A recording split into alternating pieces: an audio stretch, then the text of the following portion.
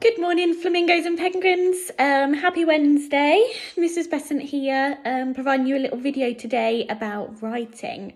So I hope you're enjoying the home learning videos so far.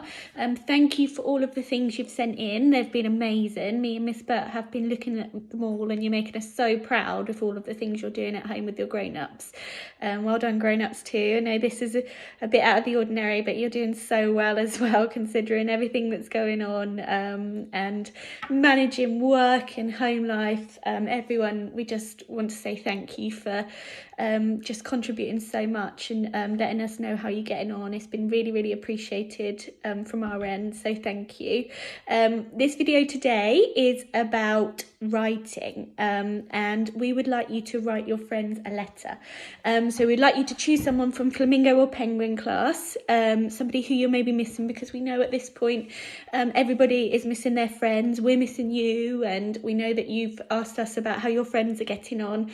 So we thought in the Easter half term, which is coming up, which we normally wouldn't be at school anyway, it would be really nice for your friends to receive a little note from one of you.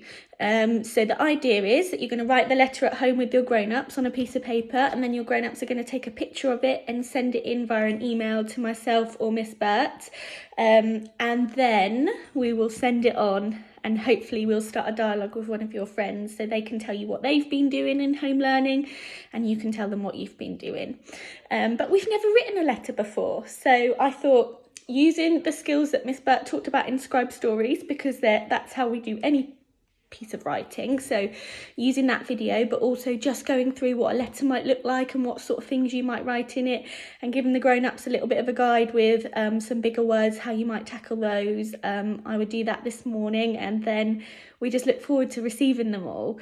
If we could ask if everybody in Penguins and Flamingo class writes a letter and sends us a picture in by next Thursday, that will enable me and Miss Bert to look through them on the Friday and then send them out the following week.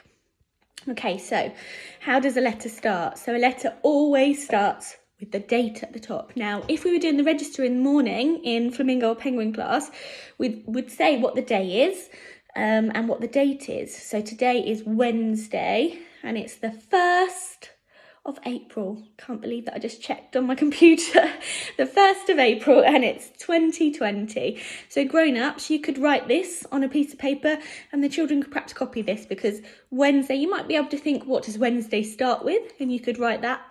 And then the grown-ups can help you to write the rest of the word, and they can show you on a separate piece of paper how we would write Wednesday, the 1st of April, 2020. Okay, so that's going to go, this might be the wrong way round, but in the top corner of your letter, on the right-hand corner.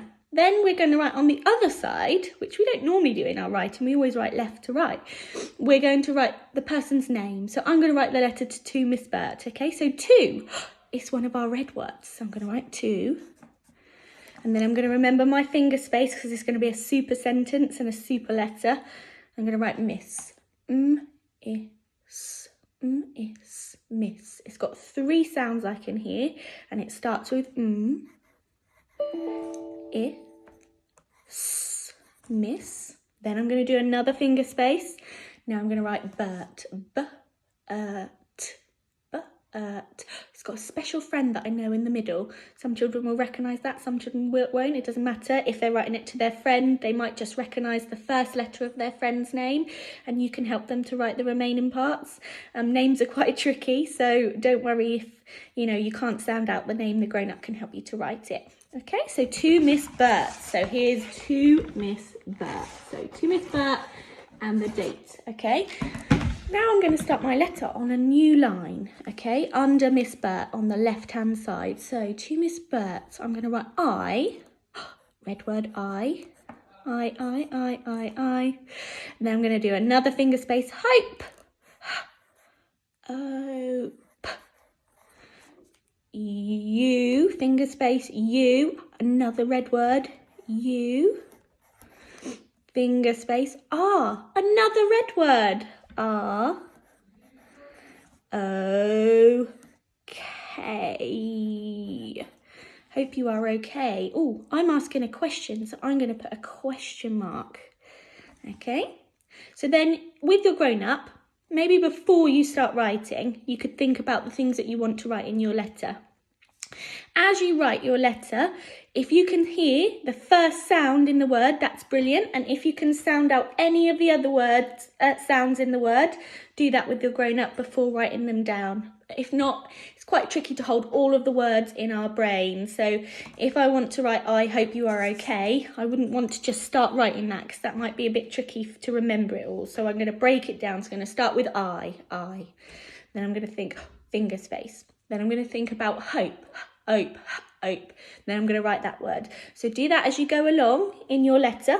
If there are words that you're finding really tricky and you don't know how to write them, you can say to your grown-up, can you write that word? And your grown-up can sound it out as they write it.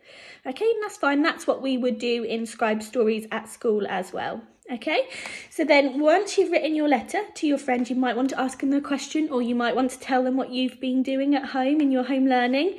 You can sign your letter off, because they don't know who it's from yet. You can write love or of Mrs. Oh, that's a tricky one, Mrs. You might need your grown-ups to help with your name if you're not sure of it, but lots of you now are writing your names really independently, so well done. But ask a grown-up if you need help again. Mrs. Besant. Mrs. Besant. Okay, so I'm going to write in my letter, I'm going to have who it's for, I'm going to have the date, I'm going to ask some questions down here, starting from the left, going all the way along, remembering our super sentence rules, finger spaces and full stops or question marks, and then I'm going to make sure my letter has my name at the end, okay? And then my grown-up is going to take a picture of this letter and send it in with the person you'd like it to be sent to, and Miss Burt and Mrs. Besant will get those letters off to your friends, and hopefully it's a bit like a well wish that we do in class. They'll know that you're thinking of them, and it'll be something really nice to receive to make them smile over the Easter holidays. Okay, so have fun doing this activity. We can't wait to see them all. Do email us grown-ups if you've got any questions around it.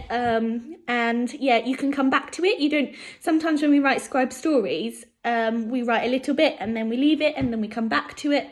So you've got the whole week to sort of add to the letter as you go, and you think, oh, that's something I want to tell my friend about, so you can add it to your letter. Just a quick message as well, if you've got plain paper, it might be a good idea to draw some lines. They can be a bit wider than the ones I've got in this notepad, just because the lined paper helps them to write from left to right, and the sentences won't get mixed up as they're writing. So if you could do that, that would be amazing.